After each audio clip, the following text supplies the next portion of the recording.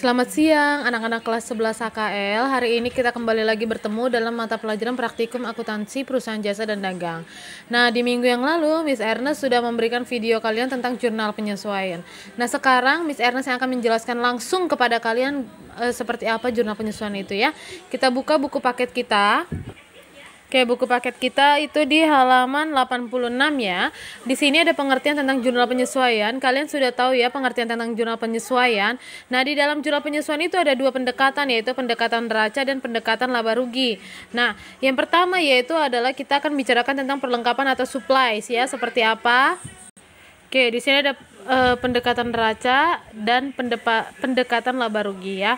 Nah, ini kita lihat jurnalnya, yaitu dalam neraca saldo per 31 Desember 2017 terdapat akun perlengkapan 7.200.000, sedangkan persediaan ya perlengkapan yang masih ada per 31 Desember 2017 adalah 2.400.000. Berarti perlengkapan yang dipakai dalam periode tersebut adalah 4.800.000. Nah, kenapa di sini saya dibilangnya 4.800.000? Kenapa enggak 2.400.000 atau 7.200.000? Jadi di dalam jurnal penyesuaian itu, kalau misalnya kita mau membuat jurnal penyesuaian itu jumlahnya adalah dari perlengkapan yang terpakai. Berarti 7.200.000 dikurangi 2.400.000. Jadi saldo awal dikurangi 2.400.000 dikurangi 2.400.000. Jadi neraca saldonya itu saldo awalnya adalah 7.200.000 dan sedangkan yang masih ada di gudang itu 2.400.000.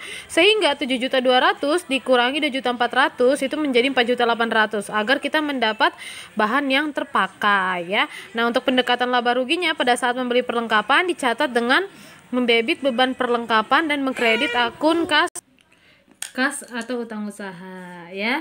Nah, di sini itu ada contoh studi kasus 2. Nih, dalam neraca saldo per 31 Desember terdapat akun beban perlengkapan sebesar 3.600.000 ya. Keterangan dari bagian gudang perlengkapan yang masih ada adalah 1.200.000. Maka yang kita cari adalah perlengkapan yang masih terpakai ya. Nah, berarti karena dibilangkan di sini terdapat akun beban perlengkapan itu 3.600.000 ya. Nah, terdapat akun beban perlengkapan ya, akun. Jadi kalian harus bisa bedakan ini akun perlengkapan. Ingat ya, ini akun perlengkapan artinya itu perlengkapan awal toko, sedangkan kalau akun beban perlengkapan itu adalah memang perlengkapan yang sudah dijadikan beban ya, sebesar 3.600.000. Keterangan dari bagian gudang perlengkapan yang masih ada sebesar 1.200.000.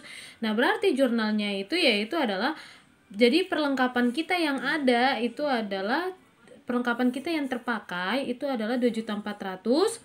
Itu didapat dari 3.600.000 dikurangi 1.200.000. Terus pada beban perlengkapan 2.400.000. Seperti itu ya. Nah, terus yang selanjutnya adalah beban dibayar di muka. Nah, ada pendekatan neraca ya, seperti ini pendekatan neraca. Jadi kalau misalnya soalnya nih pada tanggal 1 Agustus 2017 dibayar premi asuransi untuk 1 tahun sebesar 28.800.000. Nah, menggunakan pendekatan neraca, berarti yang kita buat adalah menggunakan pendekatan neraca ya. Nah, kalau misalnya di sini nih, kalau misalnya di jurnal umum, pasti kan kalau itu kan asuransi dibayar di muka pada kas. Nah, lain kalau di jurnal penyesuaian. Nah, di jurnal penyesuaian kenapa di sininya 28.800.000, di sininya 12 juta. Jadi yang kita hitung adalah itu dari bulan Agustus sampai bulan Desember ya. Karena kan di sini dibilangnya kan membuat jurnal penyesuaian tanggal 31 Desember. Berarti dari bulan Agustus dan sampai Desember. Berarti kalau Agustus ini kan mulai dari tanggal 1, berarti dia masuk hitungan ya, Agustus, September, Oktober, November, Desember ya, berarti 5 bulan. Nah, 5 bulan itu didapatnya dari mana? Pertama, ini kan 28.800.000 ini kan untuk 1 tahun, berarti kita hitung dulu dalam 1 tahun kan ada 12 bulan ya, dibagi 12. Nah, dapatlah 2.400.000. Berarti dalam 1 bulan itu adalah biaya sewanya itu adalah 2.400.000. Nah, sedangkan kita membuat jurnal penyesuaian itu yang sudah terpakai. Berarti kalau yang sudah terpakai itu diambil dari bulan Agustus, September, Oktober, November, Desember 5. Berarti 2.400.000 dikali 5 ya. 12 juta. Makanya itu di sini adalah akunnya beban asuransi pada asuransi dibayar di muka sebesar 12 juta. Nah, sedangkan di sini kalau misalnya ditanya pendekatan laba rugi, pada tanggal 1 Agustus dibayar premi asuransi untuk 1 tahun 28.800.000 ya, menggunakan pendekatan laba rugi Anda diminta. Nah, di sini jurnal umumnya ya, kalau misalnya menggunakan pendekatan laba rugi, jurnal umumnya itu adalah beban asuransi pada kas ya. Kalau jurnal penyesuaiannya asuransi dibayar di muka pada beban asuransi, berarti kebalikannya dari si pendekatan neraca ya.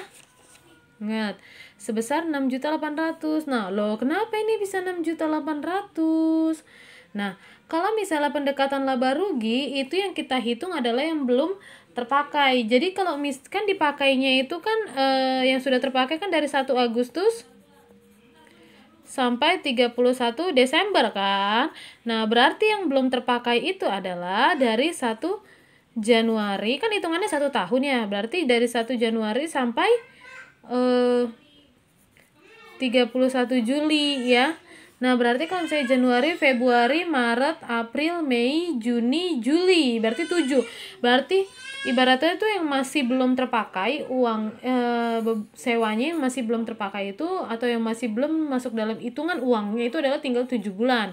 Ibaratnya misalnya sekarang ini tanggal 31 Desember. Kalau menggunakan pendekatan neraca yang kita hitung itu adalah tanggal 1 Agustus sampai tanggal 31 Desember yang sudah terpakai. Nah, tapi kalau untuk pendekatan laba rugi itu adalah yang dihitung adalah yang belum terpakai, yaitu dari 1 Januari sampai 31 Juli, yaitu didapat dari kan tadi kan 28.800.000 kan dibagi 12. Nah, tadi berapa bulan? 7 bulan ya, dikali 7. Oke, 16.800.000 ya. Jadi di sini 16.800.000. Terus di sini ada lagi pendapatan diterima di muka. Ingat ya, pendapatan diterima di muka atau earned revenue ya. Adalah pendapatan yang uangnya sudah diterima tetapi belum diakui sebagai pendapatan pada periode yang bersangkutan ya. Nah, di sini ada jurnal, ada soal nih untuk pendekatan neraca ya. Pada tanggal 1 September diterima sewa gedung untuk 1 tahun sebesar 60 juta. Jika menggunakan pendekatan neraca. Nah, ini seperti kayak kita yang menerima uangnya ya. Jadi kas, kita yang menyewa gedung, sewa diterima di muka pada kas pada sewa diterima di muka sebesar 60 juta. Nah, untuk jurnal penyesuaiannya, ayo kenapa 20 juta? Ya sama seperti yang tadi ya. Nah, masih hitungan berapa bulan? Itu dari tanggal 1 September sama kayak tadi, 1 September sampai 31 Desember. Berarti September, Oktober, November, Desember, berarti 4 bulan dong. Nah, ini 60 juta dibagi 12. Kita hitung per bulannya. Berarti sewa gedung itu selama sebulan itu 5 juta. Nah, sedangkan yang sudah kita pakai itu adalah 4 bulan ya. 20 juta ya. Jadi di sini adalah 20 juta, yaitu sewa diterima dibayar di mukanya di debit, pendapatan sewanya di kredit. Kenapa? Karena pendapatan sewanya udah berkurang, kan udah berjalan 4 bulan. Jadi pendapatan sewa kita berkurang. Nah, sedangkan untuk yang pendekatan laba rugi nih, saya mau jelasin ya pendekatan laba rugi tadi yang pendapatan diterima di muka. Pada tanggal 1 September 2017 diterima sewa gedung untuk 1 tahun sebesar 60 juta. Jika menggunakan pendekatan laba rugi, Anda diminta membuat jurnal umum 1 September 2017. Nah, jurnal penyesuaian 31 September 2017. Nah, jurnal umumnya yaitu kas pada pendapatan sewa ya. Nah, untuk jurnal penyesuaiannya itu seperti ini. Pendapatan sewa ya. Sewa diterima dibayar di muka. Pendapatan sewa kita masih ada berapa? Kita hitung ya. Oke. Dari tanggal 1 Januari sampai 31 Oktober, berarti 1 Januari sampai 31 Oktober. Berapa tahun?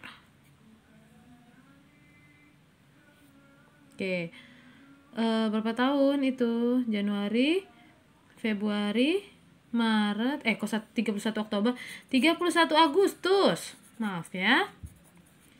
Oke, 31 Agustus berarti Januari, Februari, Maret, April, Mei, Juni, Juli, Agustus ya. 8 ya. Berarti ini hitungannya 8 bulan. Tolong di buku kalian itu diganti ini menjadi 8 ya. Menjadi 8. Berarti 60 juta dibagi 12 itu 5 juta. Nah, 5 juta itu dikali 8 berarti yaitu adalah 40 juta. Mohon diganti buku kalian, ini harusnya 40 juta ya. Ini sama, 40 juta juga. Karena harusnya 40 juta yang benar. Sama ini juga ya. Nah, ini selanjutnya itu adalah pendapatan yang masih harus diterima ya. Ya, pendapatan yang masih harus diterima itu adalah piutang pendapatan yang uangnya belum diterima secara tunai tetapi sudah diakui sebagai pendapatan ya. Nah, kita lihat aja langsung contoh soalnya.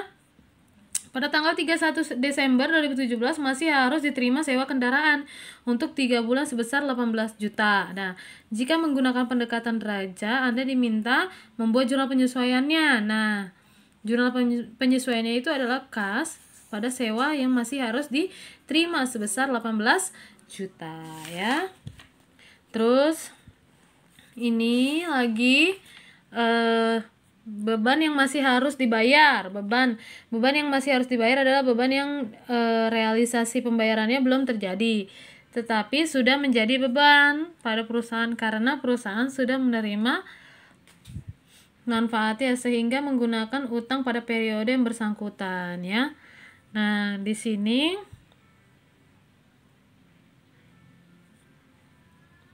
kita lihat dari contoh soal. Pada tanggal 31 Desember 2017 masih harus dibayar beban listrik, air, dan telepon sebesar 3.500.000. Nah, buatlah jurnal penyesuaiannya, yaitu jurnal penyesuaiannya seperti ini. Beban listrik, air, telepon pada utang bebannya 3.500.000, 3.500.000 ya. Terus selanjutnya adalah taksiran piutang tak tertagih. Ingat ya, kita menaksir dulu piutang yang nggak bisa ditagih. Jika ada piutang yang tidak dapat ditagih, perusahaan harus mencatat besarnya kerugian piutang. Dalam melakukan pencatatan kerugian piutang terdapat 2 metode. Itu ada metode langsung dan metode tidak langsung, dimana kalian sebelumnya udah belajar ya cara menghapuskan piutang secara metode langsung dan metode tidak langsung ya. Pertama kita lihat dulu metode langsung. Pada tanggal 31 Desember terdapat saldo piutang usaha sebesar 251.500.000 dan data penyesuaian menyebutkan bahwa seorang debitur jatuh failit sehingga piutang sebesar 1 juta harus dihapuskan. Nah, kamu buat jurnal penyesuaiannya. Kalau misalnya menggunakan metode langsung, dia langsung dianggap sebagai beban kerugian piutang ya pada piutang usaha. Jadi langsung dikurangkan ke piutang usahanya. Kalau metode langsung dihitung sebagai beban kerugian piutang dan dianggap sebagai piutang usaha kita berkurang ya, seperti itu ya. Terus kalau dengan metode tak langsung ya, perusahaan mengakui kerugian walaupun belum dapat dipastikan bahwa piutang tidak dapat ditagih. Pada akhir periode perusahaan membuat taksiran atas kemungkinan piutang yang tidak dapat ditagih ya. Jadi ini dia masih memungkinkan piutang yang tidak dapat ditagih ya. Nah, di sini ada ini pada tanggal 31 Desember terdapat saldo piutang usaha sebesar 251.500.000. Setelah diadakan pengecekan atas saldo akun, diperoleh keterangan data penyesuaian kerugian piutang ditaksir 1% dari piutang usaha tidak dapat ditagih ya. Gitu, jurnalnya adalah beban kerugian piutang pada cadangan kerugian piutang usaha. Dia tidak langsung dipotong di piutang usaha, dijadikan cadangan dulu ya. Nah, ini dapat dari mana angkanya? Yaitu dapat dari 1% dikali 251.500.000 ya. Terus yang sekarang adalah penyusutan aset tetap ya. Penyusutan aset tetap, pengalokasian harga perolehan aset tetap sebagai beban pada periode akuntansi dalam masa manfaat aset tetap tersebut. Nah, kita langsung ke studi kasus ya. Pada tanggal 31 Desember 2017 terdapat peralatan 250 juta. Berdasarkan kebijakan akuntansi diperoleh keterangan bahwa peralatan disusutkan 12 juta 12,5% dari harga perolehan dengan umur ekonomis 8 tahun ya. Nah, jurnal penyesuaiannya itu adalah beban penyusutan peralatan pada akumulasi penyusutan peralatan. Pokoknya ini mas selalu pasangan dah ya. Beban penyusutan peralatan pada akumulasi penyusutan peralatan. Nah, 31.250 ini didapat dari mana? Kita hitung ya. 31.250 ini didapat dari 250 juta dikali 12,5%. Jadi peralatan itu disusutkan sebesar 31.250.000 ya. Yang selanjutnya adalah rekonsiliasi bank. Rekonsiliasi bank adalah suatu metode analisis yang merinci perbedaan saldo simpanan bank menurut rekening koran dan menurut catatan perusahaan. Catatan yang dibuat oleh perusahaan mencakup keterangan tentang sebab terjadinya perbedaan. Nah, rekonsiliasi bank itu yang mencatat perbedaan antara rekening koran dan rekening yang ada di tangan atau catatan perusahaan ya. Nah, di sini tuh ada ininya. Studi kasus ya. Berdasarkan rekening koran yang diterima dari bank 31 Desember, bank menerima jasa giro sebesar 1.800.000 dan membebankan biaya administrasi sebesar 400.000. Berdasarkan data tersebut membuat jurnal penyesuaian. Nah, di sini ada kas ya. Terus ada administrasinya. Nah, kan di bank itu kan awalnya pendapatannya segini nih, 1.800.000 ya. Oke, akan seperti ini anak ya, yaitu kas, beban administrasi, beban pajak penghasilan pada pendapatan bunga ya, seperti ini anak ya. Nah, nanti untuk selebihnya nanti Miss Aras akan jelaskan selanjutnya ya. Tapi kalian harus pelajari dulu tentang jurnal penyesuaian ini agar tidak tertimpa ya. Nah, di sini ada neraca lajur ya, worksheet ya. Nah, ini kotak kalian harus bisa memahami ya. Jadi, di sini kalian bisa lihat ya tanda panah. Nah, aset ya biasanya di debit, terus dia diletakkan langsung di neraca setelah penyesuaian ya. Nah, baru itu dia letaknya di neraca ya. Nah, utang ya letaknya di kredit. Nah, ini letaknya di sini ya. Nah, kalau misalnya ada penyesuaian, makanya itu untuk membuat neraca lajur kalian harus membuat jurnal penyesuaian dahulu. Tidak ada membuat neraca lajur dulu baru membuat jurnal penyesuaian. Pasti membuat jurnal penyesuaian dulu baru neraca lajur ya. Karena apa yang akan di jurnal penyesuaian akan dimasukkan ke dalam sini ya. Nah, utang. Nah, kalau misalnya dia letaknya di debit, di sini nih penyesuaiannya letaknya di debit, maka yang ini kredit dikurangi dengan debit. Nah, jika dia letaknya di debit tapi kasnya di kredit, maka akan dikurangi. Jika salah satu beda, dia dikurangi debit dengan kredit. Akan beda ya, jadi harus dikurangi. Tapi kalau misalnya debit dengan debit, biasanya itu ditambah. Kredit dengan kredit itu ditambah.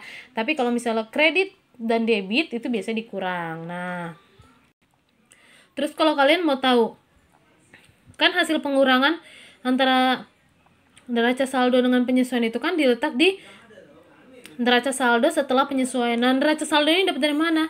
Nanti soalnya akan ada neraca saldo, jadi kalian tinggal mindahin ini dari jurnal penyesuaian, baru ini neraca saldo setelah penyesuaian itu didapat dari neraca saldo dikurangi penyesuaian ya.